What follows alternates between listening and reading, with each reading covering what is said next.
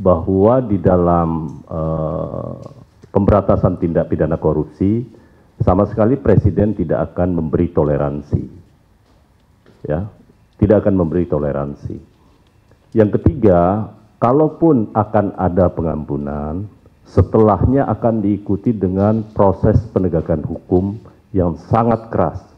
Bahkan beliau mewanti-wanti supaya jangan sampai ada aparat penegak hukum untuk membekengi terhadap satu kasus tertentu. Kan clear pernyataan Presiden seperti itu. Karena itu teman-teman semua, bahwa terhadap konteks itu kan kemudian akhirnya menjadi sebuah berita yang sangat viral. Bahkan ada yang menyatakan kalau Presiden mengampuni koruptor, Presiden bisa dijerat dengan pasal 55 KUH pidana. Atas dasar itulah kemudian saya sampaikan bahwa ada pihak yang menyatakan seperti itu mungkin lupa terkait dengan hak konstitusional Bapak Presiden yang diberikan oleh Undang-Undang Dasar, di mana pasal 14 daripada Undang-Undang Dasar kita memberi hak amnesti, abolisi, ataupun grasi dan rehabilitasi kepada Bapak Presiden untuk semua jenis tindak pidana. Nah, apakah nanti ke depannya proses ini akan ditempuh? Belum ada keputusan sama sekali. Itu baru wacana yang dilontarkan. Bahwa wacana untuk memaafkan koruptor itu kan bukan perkara baru. Itu sudah lama. Bahkan oleh Prof. Mahfud juga disebut, beliau pada saat menjabat sebagai Menteri Kehakiman, beliau sampaikan pernah mengusulkan itu dengan menempuh beberapa cara. Bahkan beliau menyatakan bisa mencontoh apa yang dilakukan oleh Latvia kalau tidak salah ya,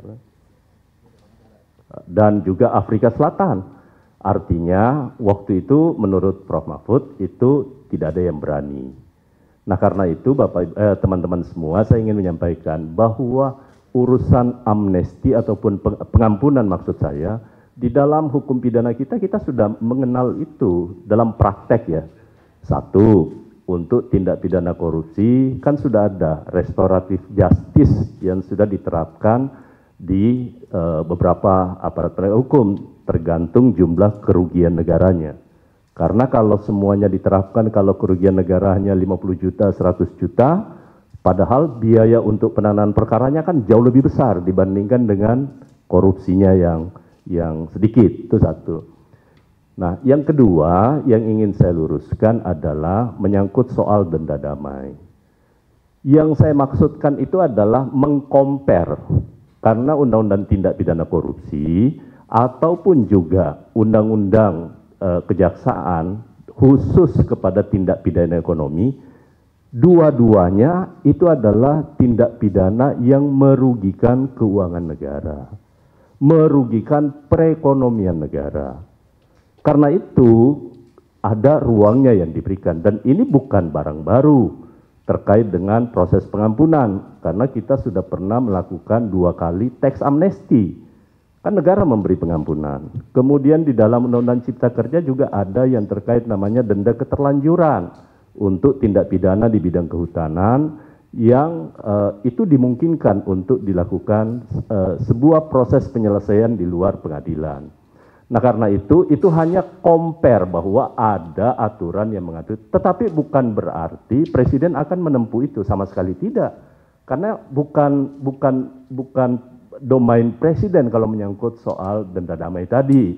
Itu adalah kewenangan yang diberikan kepada Jaksa Agung ya.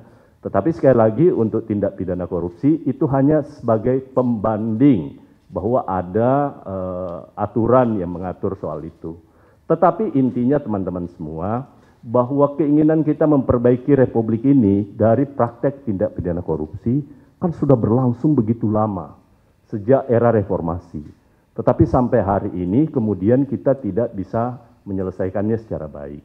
Nah karena itu ada semangat baru yang diinginkan oleh Bapak Presiden. Silahkan kita akan bicarakan menyangkut soal mekanismenya nanti kalau toh kebijakan pengampunan itu akan diambil oleh Bapak Presiden. Tetapi sampai hari ini kita baru di Kementerian Hukum lagi menyiapkan rancangan undang-undang tentang grasi, amnesti, abolisi, dan grasi. Nanti kalau sudah selesai, kami akan sampaikan kepada kawan-kawan semua. Jadi sekali lagi terkait dengan isu denda damai tadi itu adalah hanya mengkompar menyangkut soal penyelesaian suatu tindak pidana di luar pengadilan. Itu aja intinya.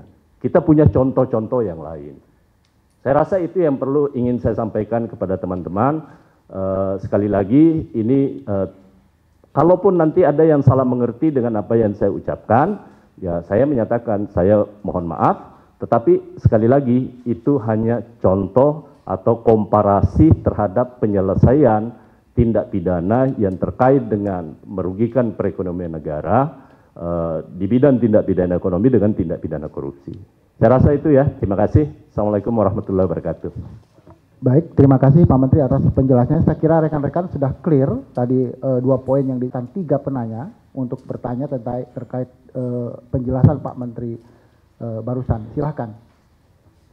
Dari yang akan mendapatkan grasi, amnesti, dan abolisi. Menko Hukum itu sudah menyebutkan bahwa kemungkinan ada yang bisa mendapatkan amnesti gitu. Nah, sejauh ini dari kajian dari Pak Menkum sendiri, itu boleh dijelaskan? Langsung ya. Pertama menyangkut soal amnesti. Yang 44.000 yang sementara kami siapkan bersama dengan Kementerian Indikpas. Sama sekali dari 44.000 itu tidak ada satu pun terkait dengan kasus korupsi. Sama sekali nggak ada. Jadi ada 4. Satu menyangkut soal kasus politik yang terhadap teman-teman di Papua yang dianggap makar tetapi bukan gerakan bersenjata. Kedua, terkait dengan orang yang sakit berkelanjutan.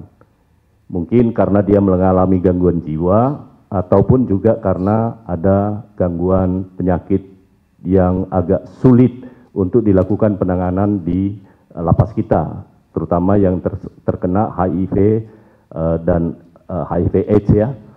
Yang ketiga adalah menyangkut soal orang-orang yang selama ini ditahan atas dasar pengenaan Undang-Undang ITE menyangkut soal penghinaan kepada kepala negara. Ya, itu yang akan kita beri amnesti. Presiden akan beri amnesti. Yang keempat adalah siapapun yang terlibat di dalam penyalahgunaan narkotika dan psikotropika, tetapi statusnya adalah sebagai pengguna yang memang seharusnya mereka tidak berada di lapas.